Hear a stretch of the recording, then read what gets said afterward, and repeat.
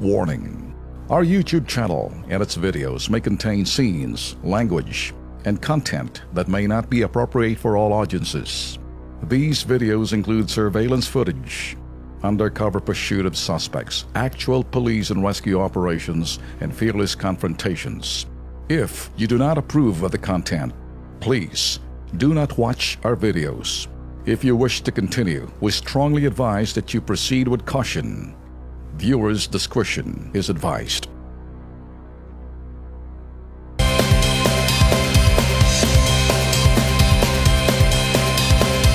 Dito naman tayo live sa ating studio at medyo, eto ho'y seryosong problema.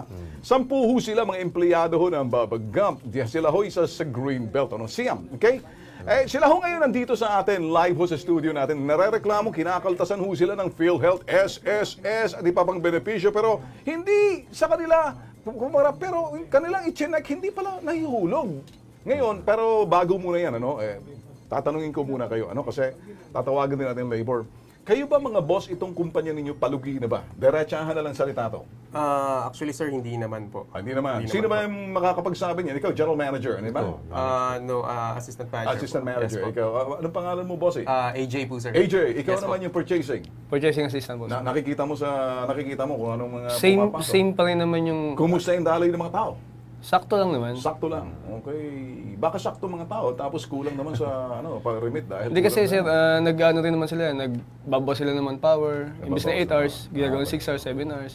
So, mga tinutulungan naman. Ngayon, ang gusto nyo na lang, yung inyong mga kinaltas sa inyo, kinakailangan ma-remit. May remit lang. Okay, sige, dyan sa parting yan, tayo ho'y subukan natin para ito'y maobliga sila kasi tinawagan natin yung inyong management. Ayaw humarap.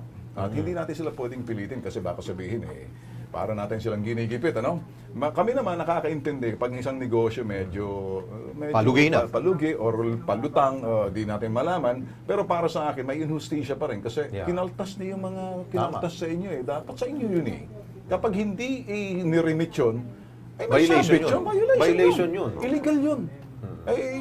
Ano sa batas yun? Tinatawagan natin kanina at yung sinusubukan natin ito, yung sa... Ito naman yung kanina nakausap ng KP team, yung accountant ninyo sa head office. Sa head office, sinasabi inaayos na raw yung mga unremitted contribution. Ito yung sabi nila, Pero base sa record mismo ng SSS PhilHealth at Pag-ibig, butas-butas. Ibig sabihin, laktaw-laktaw ang remittances ninyo. Kayong mga sabong nagrereklamo, kaya pilit pa rin tinatawagan namin ng management pero hindi na sinasagot ng telepono. Kung ganun butas-butas, at para hindi consistent, may problema tayo yan. Dito naman, alam ko kung parte niyan sa DOLE. Ang DOLE makakapag-clear dyan, Lex. Siguro. Kasi unang-una, benepisyo nyo yan Kinakaltas sa sweldo nyo yun Dapat nire-remit, inuhulog sa SSS Yes, may problema doon. Ganon din sa mga Pag-ibig, PhilHealth pa. Di ba? Kung ano man yung meron doon. Kaya lang ako nagtataka. Gusto kong tanungin, Ben, paano ba ninyo nalaman na hindi nare-remit? Meron ba sa inyo na nag-try na umutang at napansin? Meron po kasing mga anak sa amin at saka meron pang isang paternity at saka maternity leave. Ngayon, sa maternity kasi ang problema, hindi siya ma-issuehan ng kagad ng cheque. Bakit dahil? Dahil yung sa SSS kulang ang hulog. Kaya nga naman. Sa PhilHealth, pag SSS, di ba may contribution dapat yung employer employer. Wala rin silang Yun yung problema. Tinatanong namin, sir, kung nasan po yung pera namin na inuhulog, kami na po ang maghuhulog sa SSS, baka di nila kayang ihulog. Pero, kami na po individual. Tatanong ko sa inyo, mga ilang taon na bang pinakamahabang trabaho yung mga nagtrabaho sa iyo? Ako po, 8 years na po mahigit. Kayo naman? 8 years and 2 months po, to be exact. So, matagal na rin, Ako naman, kaya ako tinanong kanina kung stable ba ang takbo ng negosyo. Kasi kung medyo alanganin, dalawang bagay lang, either gawin nating masahol ang takbo ng negosyo nila or palulutangin natin. Kaya lang, wala silang karapatan. Laktawan yung remittance ninyo. Sa inyo yun Pero dapat kasi aminin ng management sa kanila na, nagkulang kami. Para at least alam na nila.